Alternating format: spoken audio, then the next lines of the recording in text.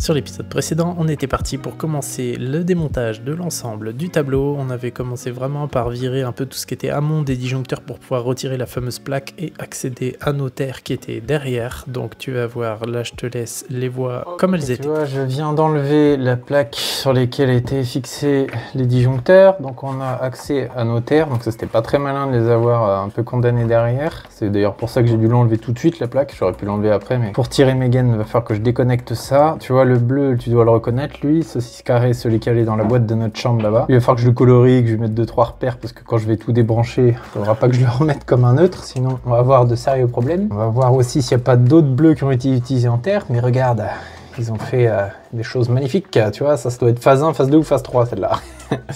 Elle part dans le câble qui est ici, qui doit aller se remettre au niveau de l'aval de notre disjoncteur général. Et puis voilà, mais dans l'autre maison c'est pareil, ils avaient utilisé une terre aussi comme phase.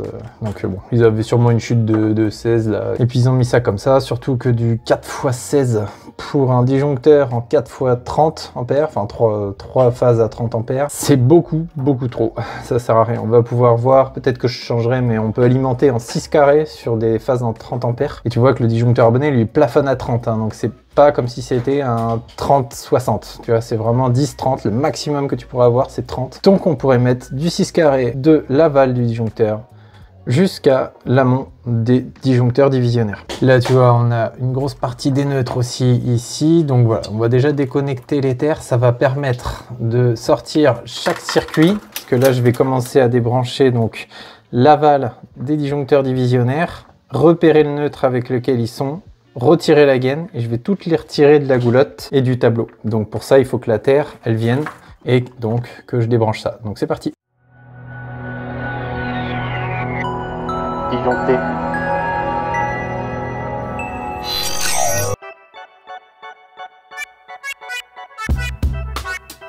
Why is it that only with you things always go wrong? When yesterday you said it's me you looked for so long. We stayed up all night long, writing an awful song. Don't understand why can't we just get along? I said I saw the sunrise, you correct that the moon died. Voilà, là j'ai plein de choses à vous dire sur ce que je viens de faire au niveau du démontage. Là tu vois, j'ai encore donc tous les repiquages d'alim, tout ça, ça en fait simplement j'ai ma phase 1, donc il y a une terre hein, magnifique. J'appelle ça phase 1, c'est peut-être la 2, la 3, on s'en fout. Je vais déconnecter, virer tous les petits repiquages qui partaient en amont des disjoncteurs pour ne garder qu'un seul fil, celui qui vient du disjoncteur abonné. Et encore je vais peut-être les remplacer pour repartir sur un truc plus simple, parce que là ils vont être trop courts en plus pour aller là où je veux. Mais bref, en gros, dans l'idée, tout ça, c'est des choses qui n'ont pas vraiment besoin de repérer, sauf quand l'équilibrage était parfait avant que vous arriviez. Là, il faudra garder le même équilibrage, tout ça. Là, on va voir que mon équilibrage va être plus simple à créer encore après. Là, j'ai donc pu, tu vois, j'avais quelques gaines qui arrivaient du mur, donc simplement, ça, c'est des circuits seuls, tu vois. Alors là, j'ai marqué LUM 1, et tu vois, ça, j'arrive à écrire avec ces marqueurs-là, la Pica, là, sur les fils 1.5 directement. Alors, faut écrire en tout petit, tu vois, mais ils sont vraiment très pratiques. Ça t'évite de refaire des étiquettes à chaque fois, tu vois. Donc là, j'ai juste mis LUM 1, et en fait ça c'était 3 fils 1.5 branchés sous le même disjoncteur, donc au niveau de la lumière je vais éviter de trop séparer, je vais sûrement beaucoup remettre sous le même disjoncteur ceux qui étaient déjà sur un même disjoncteur, donc à chaque fois j'ai mis LUM 1, LUM 1, LUM 1 sur les 3 fils 1.5 qui étaient sous le même disjoncteur. Et tu vois les autres LUM 1 ils doivent être par là ou je sais plus où, mais bref. Ici j'ai un câble souple, tu vois, qui est bon, il va falloir d'ailleurs que je le retravaille un peu parce qu'il a été dénudé comme un cochon, mais ça normalement c'est censé être le volet parce que ça repart là-haut. Et là, tu as un volet Somfy. Là, tu vois, c'est ce volet-là.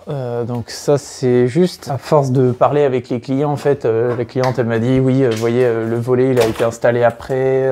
Il est là, machin, bref. Donc moi, j'en déduis. Quand je vois le câble monter là, plus neuf que vraiment les fils anciens, il part en haut dans le placard, tu vois. Genre, je sais pas où. Là-bas, dans l'angle, il monte en toiture. Et pour moi, c'est quasi sûr que c'est le volet. Donc je vais le repérer volet, puis on verra au moment des tests, peut-être que je me trompe, mais voilà, il y a 9 chances sur 10 que ça soit ça. Là, j'ai quand même repéré ce que le plombier avait fait, le chauffe-eau, le lave-linge, qui est juste ici, donc ça va pas compliqué. Ça, c'est encore une fois de l'alimentation d'amont de disjoncteur, hein, qui vient de l'aval du disjoncteur abonné. Donc ça, c'est pareil, ça va sauter. Les neutres, pareil, tout ça, hein, ils sont tous repiqués sur le même neutre qui vient de l'aval du disjoncteur abonné. Ça va sauter également. Et là-dedans, bah, on a tout le reste, hein, tu vois. Donc cette gaine, tu vois, je sais que ça, c'est une alim de boîte. À avoir traîné dans la maison, à avoir fait plein de modifs, je sais que dans les alims de boîte qui arrivaient du tableau, on avait souvent un ou deux circuits 2.5, un circuit 1.5, une terre en 2.5. Donc voilà, là, j'ai pas eu grand-chose à repérer. Mis à part ici, tu vois, j'ai mis l'UM 1. Donc lui, il était branché avec l'autre l'UM 1 qu'on a vu juste avant. Lui, j'avais repéré neutre point d'interrogation seul parce que voilà, parce il doit être avec l'autre 2.5 qui est là, en sachant que l'autre circuit 2.5 était scotché là. Mais ça, tout ça, on vérifiera à 100% quand on aura tout branché. Ici, ça, c'était justement le truc qui était avec le sectionneur 3x25 ampères. Donc j'ai mis radiateur point d'interrogation. Ici, j'ai mis CH parce que j'ai voulu dire chauffage après radiateur. J'étais pas d'accord avec moi-même. Mais en gros, je mets ça, je mets rad ou CH comme chauffage avec un point d'interrogation.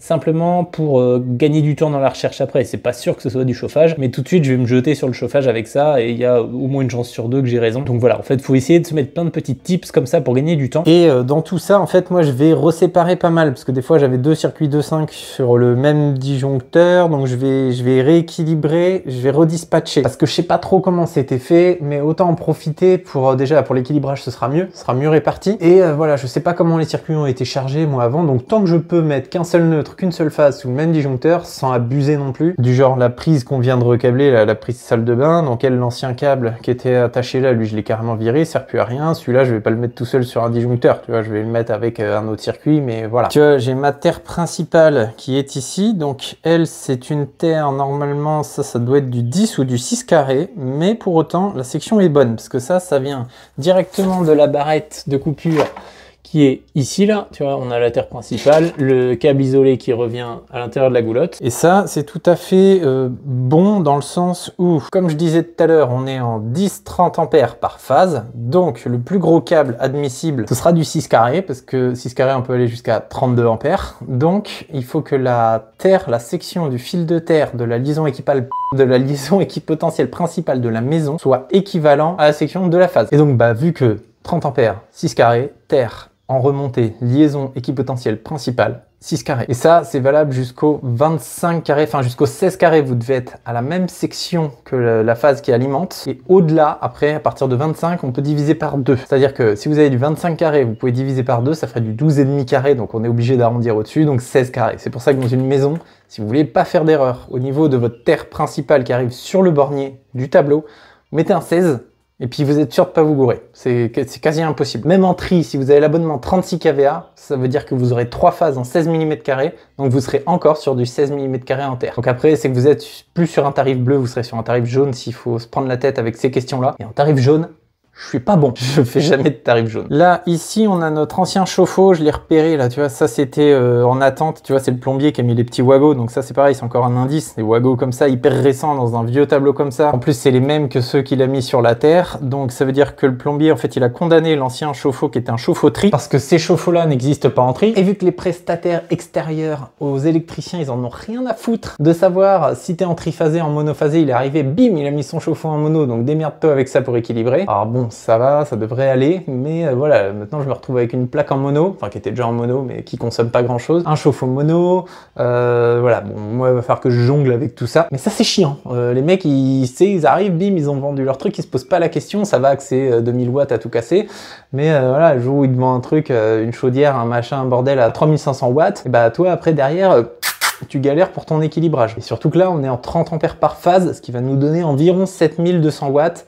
par phase à équilibrer. Donc va pas falloir faire trop l'andouille non plus avec le chauffe-eau, les radiateurs, la petite plaque, le four. Qu'est-ce qu'on a d'autre? Après la vaisselle et après le reste, voilà, les prises, voilà, un circuit de prise par phase, etc. Mais on va voir tout ça. Bon voilà, dans notre enquête du repérage, en gros, c'est à peu près tout. Il y a ce câble-là, je sais pas trop, mais je crois que ça doit alimenter un cabanon extérieur, ça, parce que j'ai vu le cabanon extérieur. Pas trop de mystère pour moi, juste j'ai vu une ligne en 6 carrés mono, je sais pas trop à quoi ça correspond. Elle est là, Elle est ici, donc ça je sais pas parce que c'est pas la plaque. Je sais pas si c'est pas genre plusieurs chauffages qui sont pris sur une même ligne en 6 carrés, ça se faisait beaucoup ça aussi. Et là tu vois, pareil, tu vois cette gaine, on la reconnaît bien, hein. Ça c'est la gaine de notre boîte de la chambre avec la terre en bleu. Tu vois, je l'ai repéré partout, là j'ai mis des T, terre, terre, terre, terre, terre. J'ai essayé d'écrire terre, bon là c'était pas gagné. Mais du coup j'ai marqué quand même sur le 2.5 vers CH, vers chambre. Comme ça, pareil, quand je vais rebrancher, je sais que ça c'est mon circuit de prise vers les deux chambres du couloir et tout le bazar. La lumière, je ferai mieux de repérer aussi parce que quand j'aurai coupé la gaine, ça va être chiant de suivre jusqu'en bas de la goulotte parce que je vais recouper toutes les gaines. On va essayer d'écrire à une main avec le marqueur sans écrire sur la tomette ou le carrelage là. Vers CH, CH. Voilà. Trop bien ces marqueurs. On va tout recouper à peu près à ce niveau-là, les gaines. Hein. On va, voilà, parce que les fils peuvent rester dans la goulotte en fil, quoi. Mais c'est bien d'avoir les têtes de gaines. Moi, la goulotte, de toute façon, elle va raccourcir parce qu'ici, on va mettre un 3x18 modules qui est juste ici. Pourquoi 3x18? Ça va être un peu énorme. Hein. Ça va faire du 54 modules en totalité. Simplement parce que je l'ai dans mes stocks depuis longtemps. Et puis il est déjà payé, ça se trouve il fait même partie du bilan de l'année dernière. Et je me suis dit bon allez hop, je le place, il sera un peu gros mais au moins il y aura de l'espace. Et puis du coup pour cette année comptable en cours, il me coûte 0. C'est du Schneider, c'est propre, c'est neuf, ça n'a jamais été installé, je l'ai, je sais plus pour quelle raison, mais voilà, faut que je l'installe. Donc ce sera plus gros, mais voilà, des fois on jongle avec les stocks en fonction de ce qu'on a. Et là ça tombait très bien. En plus vu que c'est du tri, ça va respirer un peu comme ça. On recoupe toutes les gaines, je vire tous les pontages de phase et tout le bazar. Je vais sûrement même enlever aussi en dessous du disjoncteur. J'avais laissé, tu vois, sur le contacteur, je sais pas pourquoi j'avais laissé ça dessus pour me faire un repère en attendant. Je vais le virer et puis c'est parti.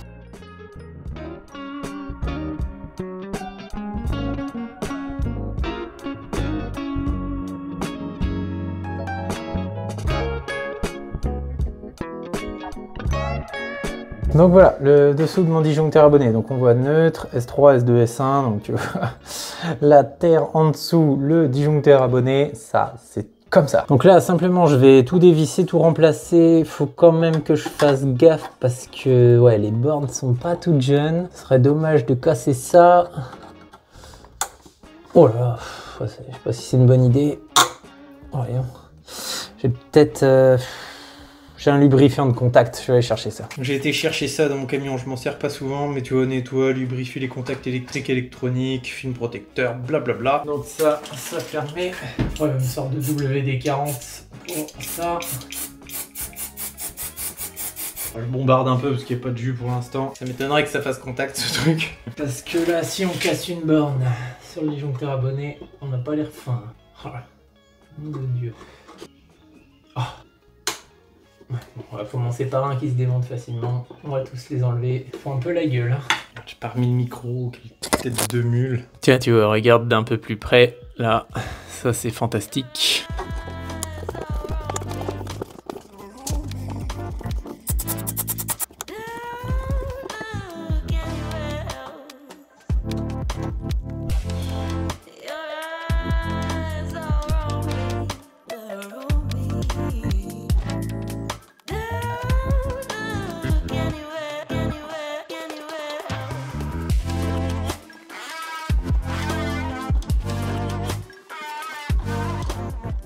Hop, voilà, ça on remplace. Voilà, le châssis interne du tableau, donc 3 rangées 18 modules, qui va être à peine grand pour faire ça. Je vais l'aligner à la hauteur de ma platine sur laquelle est fixé le disjoncteur abonné, donc je vais devoir recouper la goulotte d'autant, voire peut-être un peu moins, je vais voir, parce que la goulotte, si elle rentre légèrement de 1 ou 2 cm dans le tableau, c'est pas gênant, il faudra que je découpe en dessous, encore que... Ah aussi, elle va me gêner, donc il faut que je la recoupe pile poil ici, au ras de mon tableau, pour que ça vienne à buter contre le capot qui va venir après. Pour les hauteurs, de toute façon, ma rangée du haut doit être à 1,80 m l'axe des manettes de disjoncteur qu'il va y avoir dessus, et la rangée du bas doit être à 90 cm du sol. Donc là, à vue d'œil, je sais, parce que moi, vous voyez, je fais à peu près 1,80 m, ma tête, elle arrive par là, donc là, tu vois, on doit être à 1,50 m, un délire dans le genre, donc là vraiment pas besoin de s'embêter. Le plus important du coup ça va être l'esthétique, de s'aligner là-dessus, et puis après la goulotte je la recoupe à souhait quoi. Je peux enlever mes rails là, voilà, celui-là il va m'embêter. Là, avant de le fixer, je regarde tout de suite, tu vois, le mieux, ce serait quand même de repasser mes alimentations. Là, je vais les mettre en 10 mm carré souple. J'ai dit qu'on pouvait mettre du 6 parce que c'est du 30 ampères, mais je préfère du souple. J'ai que du 10, ce qui peut le plus, peut le moins. Et comme ça, je m'embêterai moins qu'une fois que le tableau sera fixé, là, parce que je vais peut-être agrandir le trou, tu vois, parce que forcément, mon rail, il tombe pile devant le trou. Ça va m'embêter un peu, mais bon, pas grand-chose à faire. Comme ça, les alims, ce sera fait. Je les passe jusqu'ici. Je les renvoie dans le tableau et après, on fixe tout ça. Bon voilà, là j'ai mes 3 phases plus mon neutre, donc tu vois, je sais pas pour quelle raison, j'avais plus de noir en 10 mm carré souple, donc j'ai pris du scotch, pareil, j'avais plus assez de scotch rouge, donc celui-là, je l'ai juste repeint sur les deux extrémités, et voilà, et puis là j'aurai mon neutre tout seul, je vais pouvoir mettre des embouts de câblage, le passer là-dedans. Je vois déjà les maniaques qui vont me dire, oh là là, c'est pas bien, nanana, on s'en fout, moi le but c'est déjà de repasser un truc plus correct que ce qu'il y avait, parce que dans les différentiels en plus, Schneider, je crois que le rigide est interdit. C'est d'ailleurs sur la chaîne Delec Addict que j'ai appris ça, je savais même pas. Normalement, il faudrait mettre que du souple dans les bornes à cage, des différentiels. Alors, pas sur toutes les marques, enfin bref, on s'en fout. C'est surtout que ça, vous amusez jamais à faire ça dans le neuf. Si y a un consuel, il va vous refuser. En fait, on peut repeindre des fils, ce qu'on appelle repeindre avec du scotch, là, quand ça provient de câbles. Par exemple, la terre, tu vois, il y a carrément une terre en face, hein, donc bon, mieux vaut ça que la terre. Mais tu peux repeindre n'importe quel fil provenant d'un câble, sauf une terre, avec du scotch. Là, vu que c'est pas du câble, c'est du fil, j'aurais dû avoir le choix des couleurs, donc j'ai pas le droit de faire ça. Mais bon, on est en réno. T'as bien compris, je vais pas me prendre une demi-heure, une heure d'aller-retour pour aller chercher juste un bout de fil noir alors que le cuivre à l'intérieur, c'est le même. Mais voilà, mais ça fera des commentaires, c'est pas grave. Mais voilà, en tout cas, c'est pas gênant, quoi. Je me suis fait chier là, tu vois, à mettre le scotch. Il y en a qui se font pas chier, hein. Ils mettent un petit repère, un petit bout de machin. En attendant, ça fonctionnera très très bien. Et puis les tout petits bouts bleus là, tu vois, je les ai pas parce que j'avais pas assez de scotch pour aller jusqu'au bout, mais ça c'est les trucs qu'on recoupe au dernier moment, qu'on redénude, donc il y aura plus que du rouge de visible après et plus de morceaux de bleu. Donc allez, on ouvre un peu plus grand le trou pour passer ces 4 fils là et on fixe le tableau. Mes bouts de fil, j'en ai fait quoi? J'en ai fait quoi des bouts de fil? Ah, je marche dessus.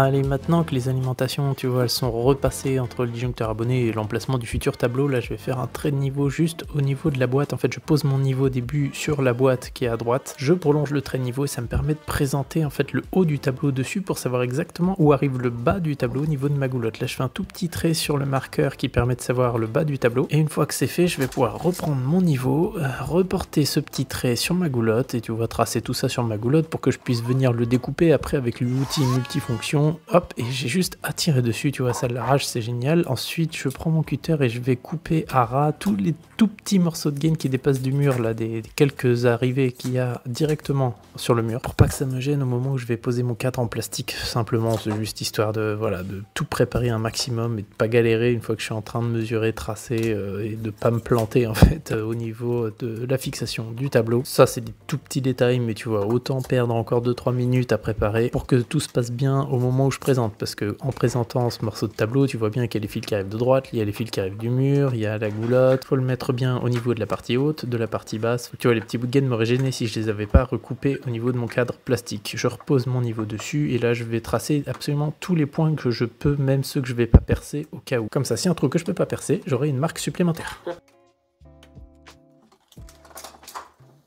Percement Cyporex. La petite technique, quand vous n'êtes pas sûr, là, la gaine elle part comme ça. L'idée c'est de tenir les fils dans la main et d'y aller tranquille. Et si à peine vous frôlez la gaine sans même toucher les fils, vous le sentirez tout de suite. C'est bon. Toujours des conditions de luminosité dégueulasses quand on fait des tableaux, c'est toujours planqué dans des coins sombres. Donc je suis désolé au niveau de la vidéo.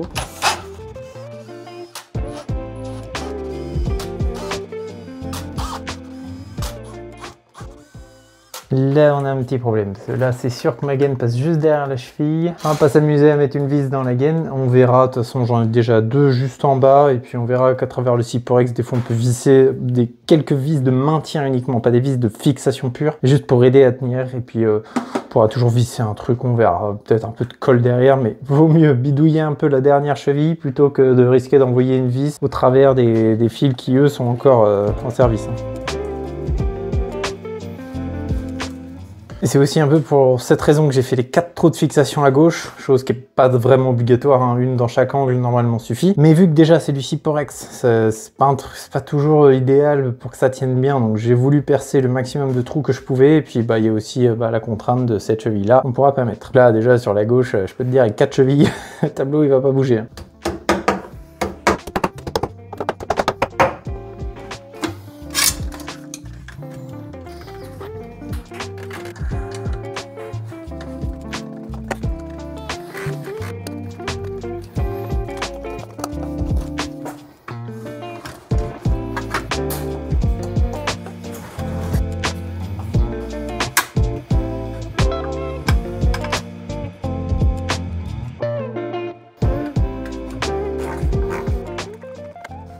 Ici, normalement, ce trou, c'est fait pour quand tu rentres dans des goulottes GTL. Donc moi, je vais l'utiliser pour percer et mettre une cheville parce que voilà, ma gaine ne doit pas passer sur ce chemin-là. Et je vais mettre une grosse rondelle comme ça, ça va tenir ici. Oh, ça marche même pas. On va faire encore plus simple. Donc voilà, c'est trop galère de faire un trou. Je prends une rondelle et je me prends pas la tête. Dans le Syporex, tu peux visser directement. Alors c'est pas ça qui va faire tenir ton truc. Ah, la rondelle, elle peut être trop grosse. Donc là, vu que c'est trop galère de faire un trou, ça va être juste une vis de maintien. Je prends une vis, une rondelle, et puis je vise directement dans le Syporex. Là, le but, c'est pas de faire tenir le tableau comme les autres chevilles. Là, c'est juste de le maintenir, que ça bouge pas, quoi, en fait. Parce que là, c'est sûr, déjà, comme ça, il tombera jamais. Et voilà, elle est là. Tu vois, je peux essayer de bouger, ça ne l'arrache pas. Alors, faut pas non plus tirer comme un bœuf, sinon ça va s'arracher. Hein. C'est pas le but. Ça, c'est vraiment les autres chevilles qui font le boulot. Hein. Donc, il y en a quand même 4 à gauche, 2 là, ici. Et juste une vis là à travers le Syporex pour pas que ça bouge, quoi, simplement. Là, nous, on va les bouffer. Ce serait peut-être temps. Impec. Là, on a les alimes, vie à Pucard. Petite coupure midi de cette vidéo, tu vois, donc là il est 14 h, on vient juste de finir de manger. On a commencé un peu tard, on était à réunion de chantier avant, tout le bazar, donc voilà, je parle vite fait de l'histoire du différentiel qui va venir parce que sur ce tableau, on a donc un différentiel 4 pôles parce qu'on est en triphasé, mais j'ai pas de circuit disjoncteur 4 pôles parce que j'ai plus de chauffe-eau, c'était le seul circuit en tri. Et la plaque que j'ai scindée en 2 lignes, la ligne tri que j'ai scindée en 2 lignes qui seront 2 lignes 20 ampères. Donc j'ai pas de disjoncteur tri, mais pour autant, je préfère laisser un différentiel tri. Forcément parce que c'est une installation en tri, si un jour ils ont une pompe en tri, un truc, un autre chauffe-eau, j'en sais rien, au moins le différentiel sera là pour protéger des disjoncteurs tri, et j'en mets qu'un seul, parce que je vais avoir plus que 8 circuits, hein, je vais avoir une quinzaine, une vingtaine de circuits peut-être. Je le mets comme ça parce que voilà, il y a des chances qu'il y ait des mélanges de neutres à droite à gauche dans la maison. Pas forcément une chose que je vous recommande de faire, parce que c'est pas aux normes, hein. Normalement on doit avoir 8 circuits derrière un seul différentiel, et c'est pas 8 circuits par phase, c'est vraiment 8 circuits par différentiel, parce que sinon ce serait trop facile, un diff tri, on pourrait mettre 24 circuits derrière. Moi je fais ça parce que voilà, j'estime qu'il y a plus de chances qu'il y ait des problèmes en mettant plusieurs différentiels sur c'est une petite maisonnette secondaire, il y a la même juste à côté, qui sont pas là tout le temps, toute l'année, c'est juste une norme de confort, en plus c'est pour éviter que voilà, si trop de circuits cumulent des défauts, ça saute souvent, et ça se trouve quand je vais mettre en route, peut-être que ça sautera trop, on verra bien, mais voilà, je préfère prendre le risque de faire ça, d'avoir un seul diff pour toute la maison, plutôt que d'avoir 3 diffs et des choses qui puissent se mélanger, parce qu'il y a eu pas mal de bricolage entre temps, parce que même si les lignes sont plutôt bien faites au niveau des boîtes, etc., il y a quand même le risque que ça saute, qu'il y ait des mélanges de neutres, des trucs, ça moi je veux pas. Je préfère prendre le risque en fait de revenir remodifier, chose que je facturerai pas, hein, si je dois modifier parce que ça a été une erreur de ma part de faire comme ça, je changerai, je remettrai des diffs mono, enfin bref, c'est voilà, c'est un risque à prendre, donc c'est pour ça, faites-le pas forcément, mais de toute façon, de ces clients en plus avec qui je m'entends très bien, ils sont très sympas, il n'y a pas de problème, eux ça leur fait qu'un seul diff en tri, ce qui coûte moins cher quand même que 3 diffs mono, et voilà, de toute façon s'ils ont des problèmes, c'est vers moi qu'ils reviendront, donc c'est moi qui serai embêté en fait avec ce choix là, parce que voilà, à force d'entendre des commentaires un peu débiles, on se finit par trop se justifier. Mais dans la vraie vie, voilà comment ça se passe en fait. Donc des fois, on voit un seul différentiel pour 30-40 circuits, ça arrive et ça saute pas. Alors je dis pas qu'il faut le faire encore une fois, mais c'est mon choix. Et c'est ma responsabilité en tant qu'entreprise en fait. S'il y a un problème, c'est moi qui vais aller le gérer en fait. Donc c'est moi qui vais perdre du temps. Donc je sais que par expérience, c'est pas des trucs où je retourne systématiquement à la maison d'à côté. Il n'y a qu'un seul diff, ça se passe très bien depuis un an. Voilà. Et puis voilà, oubliez pas que c'est moi qui vais être embêté si ça a été un mauvais choix. Donc voilà, et c'est en aucun cas dangereux pour le client. C'est juste inconfortable s'il devait y avoir trop de défauts sur les circuits. Et le jour où il y a un défaut sur un circuit, effectivement, ça fera tout sauter. Mais après, il suffit juste de baisser les disjoncteurs, identifier le circuit qui pose problème, relever tout le reste. Ça, voilà, tout le monde devrait savoir faire ça. On devrait limite apprendre ça à l'école. Parce que des fois, on se déplace pour des pannes qui sont pas vraiment des pannes, ou juste au moins que les personnes puissent isoler le circuit en question. Et voilà, quoi, le différentiel prive tout le monde, mais que l'espace d'un instant, l'espace d'isoler le disjoncteur, juste de le baisser, et de remonter tous les autres. Et après, la maison, elle tourne. Donc voilà, c'est le petit café. Vous voyez, la cliente m'a laissé la maison du bas ouverte. Enfin, j'ai les clés, mais elle m'a laissé la machine à café à dispo, donc ça c'est cool. Comme ça, vu qu'il y a du courant dans l'autre maison, on peut faire le petit café qui va bien pour savoir où est-ce qu'on en est au niveau des fils. Et de toute façon, sur cette journée-là, vous voyez, il commençait vers 11h. On est arrivé vers 11h, je pense avoir fini le tableau vers, on verra bien, je vous montrerai l'heure. Ce sera sûrement 16h30, 17h. Je pourrais commencer à remonter du coup tous les disjoncteurs. Je suis pas obligé de laisser du courant avant de partir parce qu'il y a personne là jusqu'à je sais pas quand. Mais moi, bon voilà, j'aimerais bien juste au moins lever, voir s'il y a un circuit qui pose problème avant de partir. Comme ça, j'aurai le temps d'y réfléchir tranquillement le week-end. C'est pas stressant parce que je vous dis, il y a personne, c'est pas des clients chiants. C'est que des bonnes conditions. Ce chantier, il est trop bien. On est à l'aise. Regarde, tu vois, ça c'est le jardin. Voilà, perte de vue, il y a des bois, on entend les oiseaux. J'ai pas de réseau donc je me fais pas harceler toutes les 2 minutes, ça c'est très bien. Ça donne envie de retourner à l'ancienne époque où comment ils faisaient avant quand ils avaient pas de téléphone, bah ils bossaient et ils géraient les appels à d'autres moments. Ils se faisaient pas harceler entre 2 branchements de disjoncteurs. Ça mine de rien, téléphone c'est cool, c'est super outils, j'adore la technologie, mais ça pourrit un peu la tête. Donc moi je finis ma pause tranquillement et on retourne après commencer à brancher des terres et des disjoncteurs. Allez, fini le café. Maintenant, on va s'occuper de ramener, tu vois, il va falloir ramener le câble qui est là dans le tableau. Ça, c'est le câble donc du volet. Le câble, le nouveau qu'on a passé, on va mettre 2-3 petits pontés. Hein. C'est voilà, c'est un placard technique. Tu vois, il y a des tuyaux de flotte en bas. Il y a des câbles qui sont déjà attachés à droite là. Donc, c'est pas gênant. Et une fois qu'on a ramené les câbles, on va pouvoir commencer à distribuer toutes les terres directement jusqu'au bornier, ici présent. Et les quelques gaines qui arrivaient de droite là, plus les câbles du plombier, on va pouvoir les rallonger. En fait, moi, je vais avoir un différentiel pris ici. Je vais avoir un bloc phase 1 là, un bloc phase 2 là et un bloc phase 3 ici. Donc, de l'espace là, de l'espace là. Donc, cet espace-là, je le garde pour rallonger tous mes fils. Je mettrai un petit repère au niveau des étiquettes connexion pour pas qu'on ait un faux espoir en arrivant sans démonter le tableau et que on se dise qu'il y a de la place sur cette rangée-là. Ça va concerner essentiellement ces câbles-là, en sachant que l'ancien chauffe-eau, il sera carrément condamné juste avec des wagos comme ça. Le câble du plombier, tout ça, bah, juste à rallonger hein, pour qu'il est assez long. Ça, c'est le câble des heures creuses. Tu vois, ce câble-là, il part et il fonce directement avec le câble d'alim principal en amont du disjoncteur abonné dans une espèce de gaine là, qui est ici. Donc lui, vu que de toute façon, le chauffe-eau, il n'a pas besoin des aires creuses, bon, on s'en fout, on va lui mettre des wagos, on le condamne, il n'y aura pas de contacteur chauffe-eau dans cette maison-là. Mais au moins, on sait que le câble est là. Je lui mettrai un repère, je pense C1, C2, c'est le nom des bornes qu'il y a sur le Linky. Et bah c'est parti, on s'occupe de tout ça. We both said too much with no meanings at all. Angry at ourselves to leave each other a big black hole. Wouldn't be the first time you thought of giving in. Yeah, different I see different things. I said I saw the sunrise. You corrected the moon died. Leaving me to cry. I don't know why.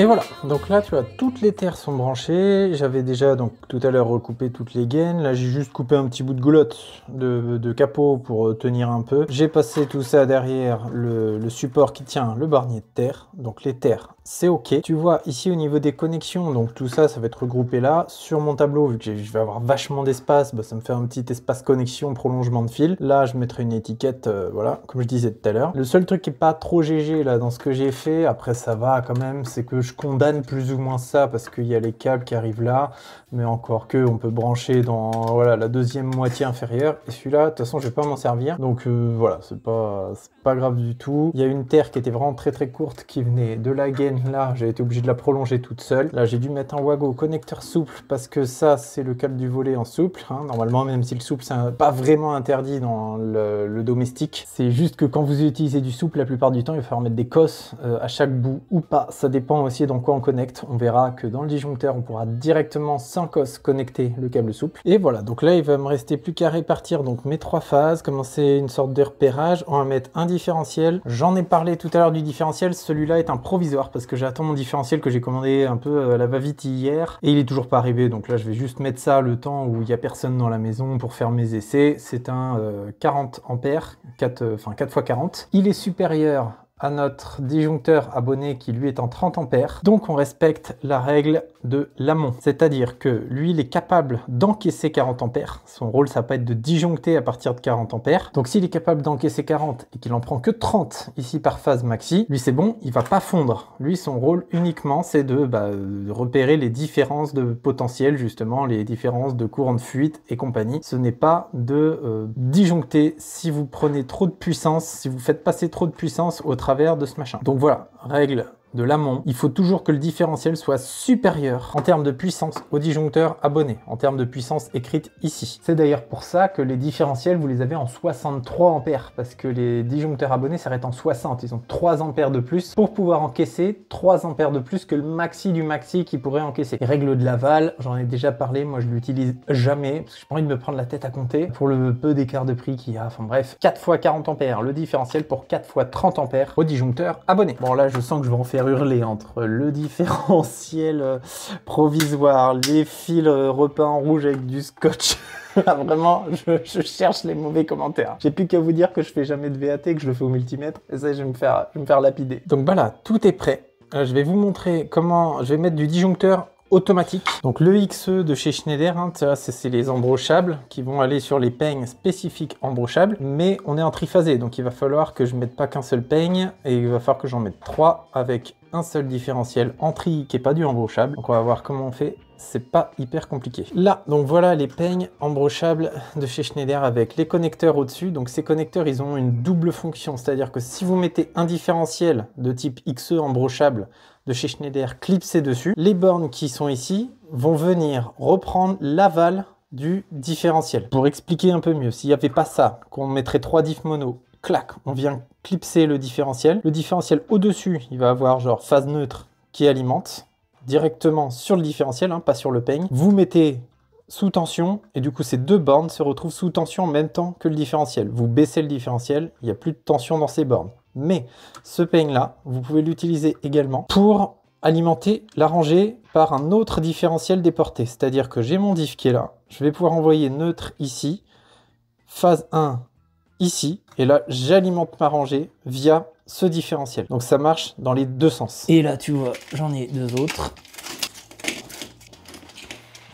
Une autre phase par ici, et la dernière phase, elle sera en bas ici. Donc tu vois, j'aurai P1, P2, P3. Donc là, ce rail-là, je le mettrai en dernier pour garder l'espace pour bosser. Mais voilà, t'as compris. La phase 1 du différentiel tri va aller sur celui-là. La phase 2 du différentiel tri va aller sur celui-là. Et la phase 3 du différentiel tri va aller sur celui qui n'est pas encore installé. Le neutre, ce que je vais faire, c'est que je vais le prendre en dessous de mon diff. Ici, je vais l'emmener au bornier de neutre. Et du bornier de neutre, je vais repartir à chaque tête de branchement de mes rangées. Donc voilà, les disjoncteurs automatiques avec le système embrochable. Tu vois, là, vu que c'est un 32 ampères, on serre par en dessous. Il n'y a pas de clips pour le 6 carré sur ces appareils-là. Hein. Ça existe, mais pas là-dessus. On le prend, on l'embroche dans la barrette. Hop, premier disjoncteur posé. Donc mon seul circuit de la maison en 6 carrés, il est là. Donc 6 carrés, vous protégez en 32 ampères. Il n'y a pas besoin de se prendre la tête, c'est comme ça, c'est pas autrement, c'est la norme qui veut ça. Quand on remplace un tableau électrique, peu importe ce qu'il y a de branché au bout. Là, pour soutenir la vidéo, vous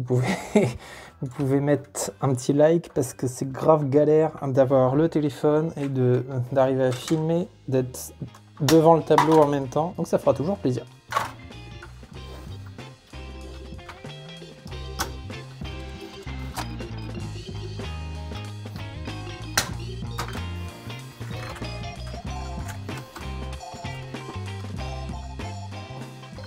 Ensuite, pour équilibrer tout de suite, vu qu'on est en tri, bon, comme je vous dis, ce sera loin d'être un équilibrage parfait, mais on va tout de suite mettre un 20 ampères et on va chercher le circuit triphasé câblé en 4 carrés que j'avais scindé en 2 circuits. Tu vois, j'avais un neutre pour ma plaque, donc j'avais R3PL que j'avais repéré ici.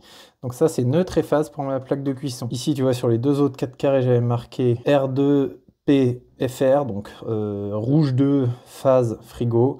Et ici, j'ai marqué rouge 1, neutre, frigo. Donc ça, ce sera pour mon frigo. Et ça, c'est donc pour ma plaque. Donc pour équilibrer, on la balance tout de suite sur le C20.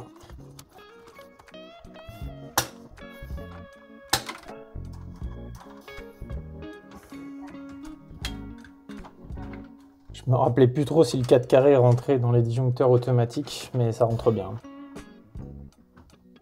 4 carrés, on n'en croise pas tous les 4 matins, surtout dans les anciennes installs qu'on en croise beaucoup. Voilà, donc là, j'ai ma petite plaque. Pour moins galérer après, tu vois, j'ai refait le tableau dessiné vite fait sur un carton de radiateur qui traînait par là. Donc j'ai mon diff qui prend mes 4 modules, j'ai ma rangée de 8, ma rangée de 8, ma rangée de 8 ici. Là, ici, vu que j'ai aucune idée de ce qu'il y a de branché là-dessus, je mets 32A. Et ce sera à compléter au moment de repérer les circuits. Là, ici, je suis sûr que c'est ma plaque. Donc, plaque. Et ainsi de suite. Je mets les indices que j'ai en fonction des câbles et de ce que j'ai trouvé. Comme ça, voilà, ce sera plus facile, plus rapide au moment de faire le vrai repérage. Vu que je mets pas encore la 3e rangée, je fais comme si je branchais également un 16 ou 20 ampères parce que j'ai plus de 32, j'ai plus de 20, quoi, parce que après j'ai que des électroménagers. Même si la vaisselle, ça doit être sur 20, tout ça, on s'en fout parce que 16 ampères, ça marche très bien. Je vais que continuer à mettre du 16 ampères. À chaque fois que je branche une ligne, je conserve une ligne d'à peu près même puissance que je vais mettre de côté, que je vais bloquer dans le câble là-bas. Comme ça, quand j'arriverai pour remettre mon rail, j'aurai le même nombre de lignes à brancher que j'ai branché sur phase 1, phase 2. Allez, poursuivre et faire un équilibrage logique. Donc j'ai dit que je passais sur 16 ampères, les lignes qui tirent un peu de puissance, et on va s'occuper de ce que je pense être des radiateurs. Donc là, je rajoute un 16, encore un 16. Tu vois, ça va super vite à clipser ces trucs.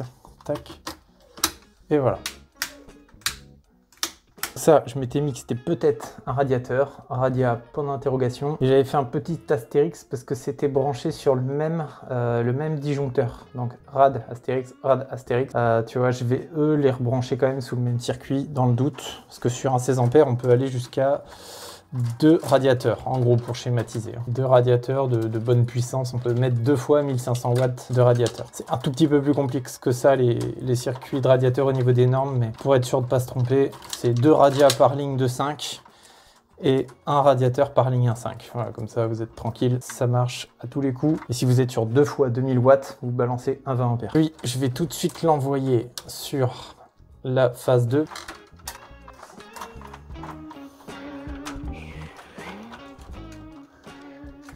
Repérage. Lui, en suivant ma gaine, je sais que c'est les prises de la chambre avec la boîte où il y avait une terre en bleu, parce que j'ai regardé dans la gaine, c'est le bleu 6 carré qui vient avec. Et j'ai le repère dessus vers CH.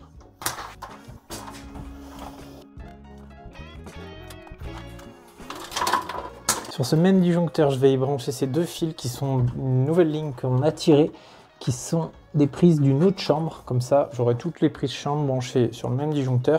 Ce sera plus logique. Ça, ces 2 lignes-là, j'en suis sûr et certain.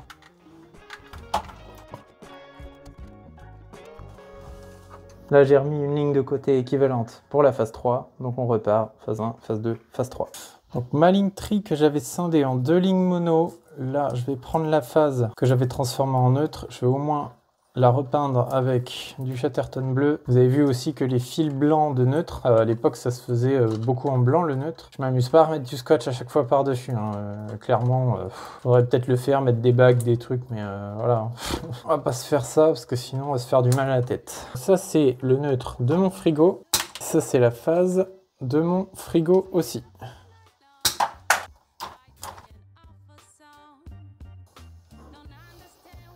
Ici en numéro 3, on va mettre le lave-linge. Ah oui, j'ai oublié de préciser le différentiel que j'ai commandé en 4x40, là, qui va arriver en Schneider, sera du type A pour la machine à laver. Parce que vu qu'à en mettre qu'un seul, il faut absolument que ce soit un type A pour la plaque et la machine à laver. Donc là, machine à laver, lave-linge. Je sais qu'il y a des fois il y a des débats pour savoir si on a encore le droit de dire machine à laver, mais il y a un moment on s'en fout un peu. Hop, allez, machine à laver. Je garde une ligne équivalente pour en bas, donc ça je pense que c'est les radiateurs salon, parce qu'en 4 carrés, ça arrive en 4 carrés dans un des radiateurs qu'on a dû remplacer dans le salon aussi. Et on repart sur notre phase 1. Un 16 ampères. Un 16 ampères. Là, j'ai un potentiel chauffage. CH, point d'interrogation. De toute façon, il y en a bien qui sera le lave-vaisselle parce que j'ai pas trouvé de ligne qui pourrait vraiment être le lave-vaisselle. Mais ça se trouve, le lave-vaisselle, il est pris avec les prises de la cuisine. Hein, parce que c'est très à l'ancienne ici. Donc, il n'y avait pas toutes les lignes dédiées comme avant. Ça se prenait moins la tête. Hein. Donc ça, c'est potentiellement un radia. Là, dans mes lignes qui arrivaient au niveau du mur ici, là je suis quasi sûr à 90% que c'est les prises salle de bain. Enfin là, les deux prises, il y a deux prises salle de bain. C'est pour ça que j'ai ramené ici. On va recouper, on va brancher ça.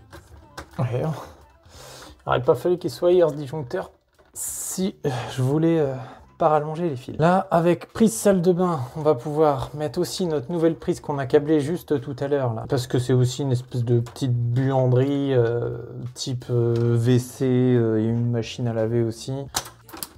Ça reste dans le même esprit. De toute façon, les circuits vont pas être chargés. Mais je préfère pas trop charger mes circuits parce que dans ce genre d'installation, on sait jamais trop quand on va lever ce qui va réellement se passer. Donc c'est pareil sur mon repère. Là, je suis en train d'écrire. Je mets PC SDB, mais avec un point d'interrogation quand même parce que pas sûr à 100% non plus. Je garde une ligne équivalente pour en bas. Bah là, il commence à plus y avoir grand chose. Hein. On a fait pas mal de tri, donc je vais garder ce câble là qui, je pense, part alimenter une partie cabanon extérieur. Il y a une pompe ou deux, trois conneries branché dans un cabanon extérieur, rien de bien méchant. Et il me reste le chauffe-eau ici, bah lui je vais le mettre sur cette rangée là, j'en sais trop rien. Ou sur la rangée phase 3, je sais pas trop. Allez, rangée phase 3, j'ai décidé. Hop, parce qu'elle est pas trop chargée normalement de ce que j'ai vu en repère.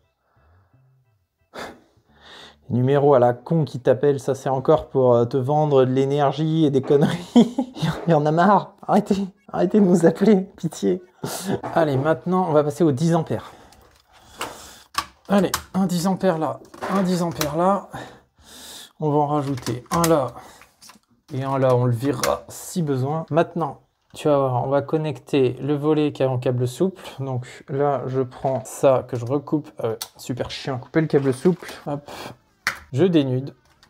Je vais venir torsader légèrement. Toujours pas besoin de s'acharner, hein. C'est pas pour faire la connexion qu'on fait ça, c'est juste pour mieux les rentrer dans le disjoncteur. Tu vois, en bas, il y a des petits boutons qui te permettent d'enlever les fils une fois qu'ils sont rentrés, mais ça te permet aussi de rentrer le souple de ce genre de câble. Donc on appuie bien fort, bien en face de ce truc là, on le rentre et voilà ce qui se passe. Les fils ont rebiqué, c'est pour ça qu'il faut le torsader pour pas être emmerdé. Donc on recommence. Ensuite on vérifie bien en tirant dessus parce que c'est pas comme du rigide, hein. Pas aussi instinctif pour le disjoncteur de bien garder le fil. Voilà. Allez, repérage volé. Ensuite, là, bah, ça, moi, je pense que c'est toute la partie lumière, salle de bain et chambre. Alors ça, c'est la chambre que vous n'avez pas vue sur les parties avant, au niveau des vidéos. Simplement parce que c'était trop le bordel pour, pour ramener la caméra et tout dedans. Un peu trop d'affaires, on verra après. Oula, par contre, j'ai peut-être fait une bêtise, là. Qu'est-ce que j'ai fait? Non, j'ai eu un petit doute parce qu'il y a un neutre en 2.5 et une phase en 1.5, mais ça vient bien de la même gaine. Voilà, ça se trouve, le gars qui avait câblé ça avait peut-être plus de fil 1.5 en neutre. Ça, c'est des choses que j'ai déjà fait, hein, ça m'étonne pas. Pour moi, c'est la lumière côté chambre et salle de bain. Voilà. Une ligne équivalente. Et là, à ce moment-là de l'équilibrage dans le triphasé, quand vous en êtes à mettre les lumières, il n'y a plus besoin de se prendre la tête hein, sur les puissances. Même si on charge toutes les lumières sur un disjoncteur, ça ne changera pas grand-chose. Encore qu'il y a des ampoules à incandescence ici. Donc ces ampoules qui consomment un peu plus. Mais rien de bien méchant. On va voir ce qu'on a ici. On a vert CH là. Là, on a lume 1. Ici, j'avais pas mis de repère. Ça, je vais juste suivre mes gaines gentiment. Donc vert CH. Ça, c'était une petite erreur au moment du démontage. J'aurais dû scotcher ce qui venait des mêmes gaines, tu vois, genre la phase et le neutre. Mais je me suis pas trop pris la tête parce que voilà, on a toutes les gaines là, on voit tout ce qui se passe, donc j'ai juste à suivre, tu vois, pour voir qui va où, dans quelle gaine, donc quel neutre, avec quelle phase. On torsade ensemble, comme ça c'est bon. Voilà, donc ça je vais l'appeler juste lumière, parce que je sais pas trop de quelle pièce ça vient. On va pouvoir prendre toutes les lignes qu'on avait conservées pour la phase 3 et on enchaîne la phase 3 assez rapidement.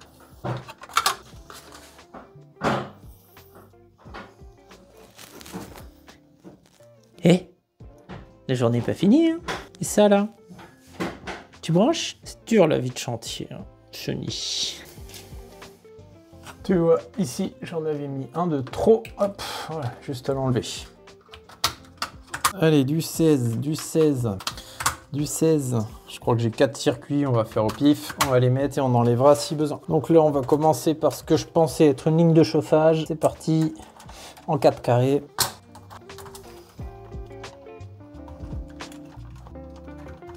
Je me mets RAD, salon, point d'interrogation. Je pense que ça vient du salon. Après avoir bien observé à l'intérieur de la maison, ça, je sais pas ce que c'est. Donc ça a probablement des prises, peut-être le lave-vaisselle, hein, allez savoir. Ça, voilà, c'est un circuit de 5, on va le mettre. Lui, je mettrai purement point d'interrogation sur le repérage parce que j'ai vraiment aucune idée de ce que c'est. Mais ça vient de la boîte de la cuisine, ça par contre. Ça vient bien de la boîte de la cuisine. Le 2,5 il paraît tellement petit après avoir manipulé le 4 carré, on a l'impression que c'est du 1,5, ça fait très bizarre. Ça, je vais mettre point d'interrogation cuisine sur mon repérage. Ensuite, il y avait ce circuit-là qui venait également de la même gaine d'alimentation de boîte de cuisine. Donc encore une fois, ça c'est soit prise salon, soit prise cuisine, soit voilà, un truc dans le genre. On coupe, je remets le même repérage, point d'interrogation cuisine après sur mon carton.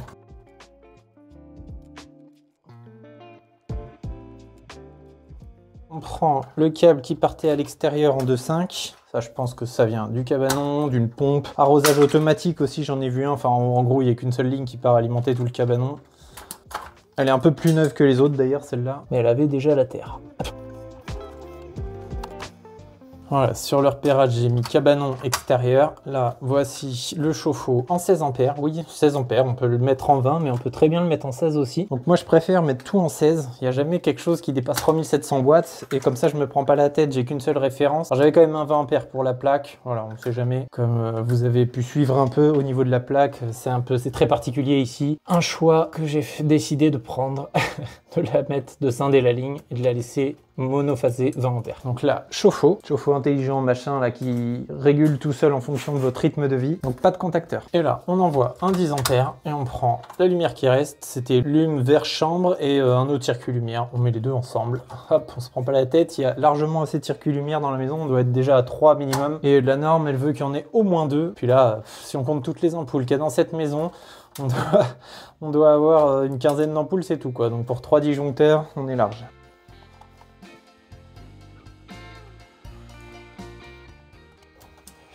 Voilà, et lui, je le repère lumière, parce que j'en avais une des phases qui était vers CH, donc je sais que c'est lumière vers les chambres et tout, et l'autre circuit lumière, je le trouverai au moment du repérage final. Bon, bah maintenant qu'on a branché tous les circuits monophasés, tous les départs, là on va brancher plus ou moins ce qui est l'arrivée, quoi. On va brancher au-dessus du différentiel.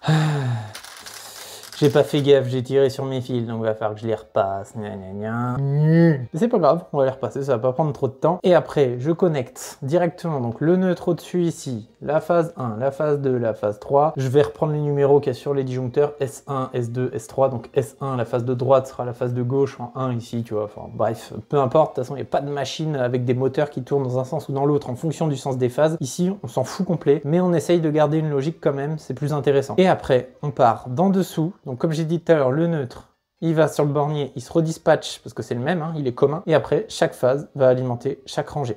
D'ailleurs, tout de suite, je vais mettre marqué P1 là, P2, P3, comme ça, voilà, ça fera un petit repère sur les têtes de connecteurs. P1, P2, P3. Voilà. Allez, j'accélère un peu tout ça et après, on voit comment on referme l'ensemble. Et surtout, avant de fermer, on met le jus. Il fait chaud là, c'est un truc de ouf. Donc ouais, on met le jus pour voir si ça saute. Parce que le diff, il y a des chances qu'il saute, hein.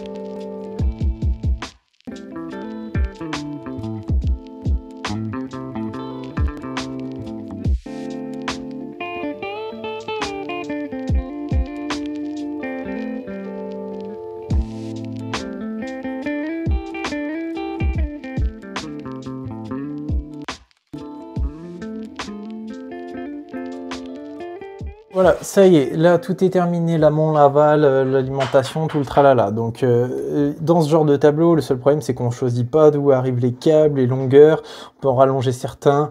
Donc voilà, niveau propreté, c'est toujours mieux avec une goulotte GTL. Là, j'ai pas besoin d'en mettre, il y a encore largement la place de passer les mains, repasser des films, c'est tout ce qui m'importe, tu vois. Après le reste, voilà, je vais pas mettre des petits colliers pour, pour accrocher tout le monde, on s'en fout. Faites comme vous voulez pour vos tableaux, moi ça me convient très bien. C'est pas ce qu'il y a de plus esthétique, mais clairement, le plus important c'est que ce soit repéré, les phases, les machins, tout ça, il y aura des étiquettes après, que les phases soient bien équilibrées, le reste c'est du bonus. Loi de Pareto 80-20. Donc alors, comment ça se passe? Là tu vois, donc j'ai ma phase 1, phase 2, phase 3, avec mon neutre, hop, qui revient sur l'amont de mon différentiel, sert de coupure générale pour le tableau, mais bon, lui étant juste à côté, ça marche au niveau de la norme pour la coupure générale. Ensuite, ici, tu as le neutre qui arrive au bornier. Du bornier, ça redistribue sur chaque tête de connecteur à barrette automatique. Et phase 1 vient ici, phase 2 vient là, et phase 3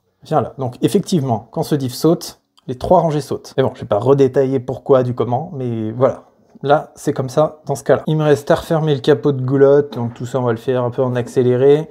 Tout ce qui est repérage, on le fera sur jour 4. Là, on est sur jour 3 de toutes ces installations. Tu vois, il est 4h43. Il me reste plus qu'à monter le courant, voir si ça saute. Je vais pouvoir refermer aussi le dessous de mon disjoncteur abonné, parce que s'il y a une panne, ça viendra pas de là. Tu vois, ici, mes bornes s'en sont pas trop mal tirées avec le petit lubrifiant pour contact électrique. Là, ça les a bien aidés. Donc tu vois, on voit 3 fils rouges hein, avec l'histoire du scotch. Je suis sûr que t'avais même pu faire attention. Et puis oui, pour l'histoire des câbles, moi tu vois, c'est que je fais exprès de laisser des boucles un peu de longueur et tout. Je déteste couper au plus court, ça sert à rien. Je préfère que ce soit un peu plus moche, mais que j'ai un peu de rab, on sait jamais. Et de toute façon, comme je vous dis, on peut toujours pousser, repasser quelques fils, quelques trucs. Et là, il est à même le mur, donc forcément, c'est plus dur de s'organiser bien correctement. Mais comme je vous dis, moi, ça me va très bien. Bon bah, on va lever un par un.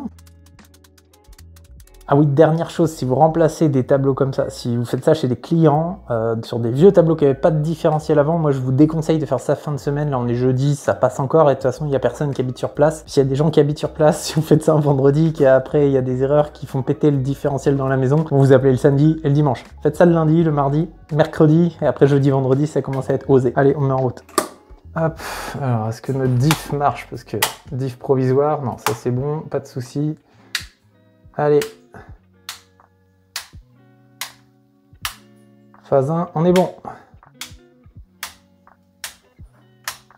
Phase 2, on est bon. J'ai la lumière qui s'allume autour de ma tête. Et phase 3.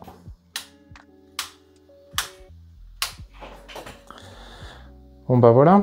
Il n'y a rien qui saute. Et pour autant, il va pas falloir crier victoire trop vite non plus. Alors le chauffe-eau, je sais pas si c'est une bonne idée qu'il tourne. Je sais pas s'il est en eau. Chauffe-eau. J'ai où ce con de chauffe-eau là? Sur mon repérage, j'ai où le repérage? Vite. Attends, c'était sur cette rangée là, ça doit être celui-là. Ouais, c'est bon. Ouais, chauffe-eau, si vous n'êtes pas sûr qu'ils sont en eau, coupez-les, je ne peux pas les transformer en fusée. Ouais, pas crier victoire trop vite, on sait jamais, des fois ça peut arriver qu'après, ou quand on appuie sur un interrupteur de lumière quelconque, peu importe. Mais pour l'instant, il n'y a rien. Ça m'arrange bien, de toute façon, parce qu'il n'y a personne dans la maison, donc voilà, moi je reviendrai, là on est jeudi, demain...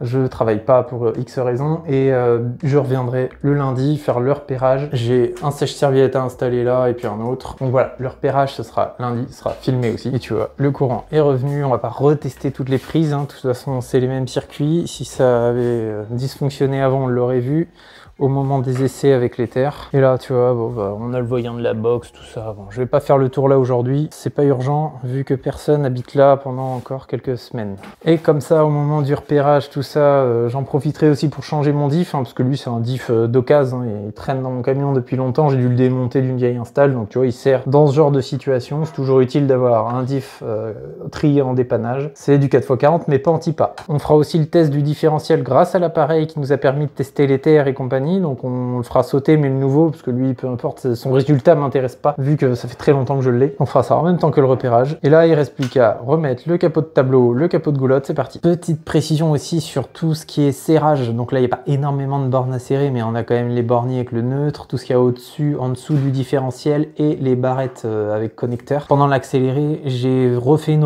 vérif avant au moment où j'ai branché mon dernier fil à serrer. Donc ça, pensez bien à vos serrages, à bien vérifier. Ça peut être vraiment catastrophique. Un fil d'aval ou d'amont de différentiel, d'aval ou d'amont de rangée, etc., qui est mal serré, c'est départ d'incendie, tout le tralala, des frigos pleins qui peuvent décongeler. Bref, retour d'expérience là-dessus, j'ai déjà flingué un congélateur comme ça, simple oubli.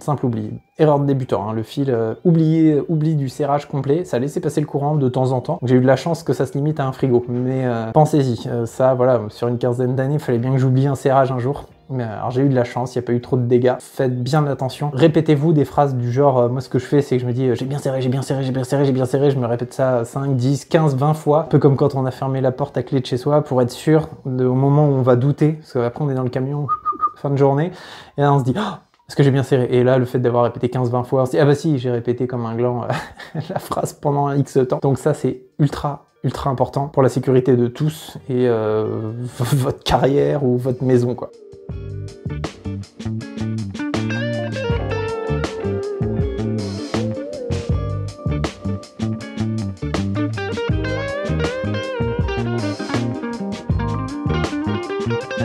Et voilà, tout est fermé, il manque plus que le repérage des étiquettes. Là, donc le chauffe-eau qui est baissé, on va laisser tout lever comme ça pendant notre absence. Donc tu vois, tout est bien qui finit bien. Tout est bien propre. Et là, tu vois, c'est le sèche-serviette, c'est un Riva 4 500 watts de chez Thermor que je dois installer lundi. Juste à côté, là, tu vois, il y a encore une plaque à mettre, 2-3 conneries. Tiens, ça, c'est ce qu'a oublié notre jeune collègue. Là, on a, tu vois, les prises. Ça, c'est la chambre que t'as pas vue, quoi, en fait. Tu vois, donc là, il y a encore une prise avec la terre, tout ça. Donc, pas de soucis. Tout est bien, qui finit bien. Tu vois, c'était un peu le bordel, là, pour filmer, bouger les meubles. Tu comprends pourquoi t'as pas vu cette chambre là, mais c'était la même que les autres. Les petites attaches du sèche-serviette. Ceci dit, on va peut-être laisser ça ici quand même. J'en aurai pas besoin pendant le week-end. Comme ça, j'aurai ça, parce que pour fixer dans le Cyporex, je veux que ça tienne. C'est peut-être pas le meilleur truc pour le Cyporex, mais bon, avec ça m'étonnerait que ça bouge. Puis ça, je peux te dire que pour mettre un sèche-serviette avec ça, après, t'es tranquille. Bougera pas de sitôt. Donc nous, on se revoit pour le repérage là.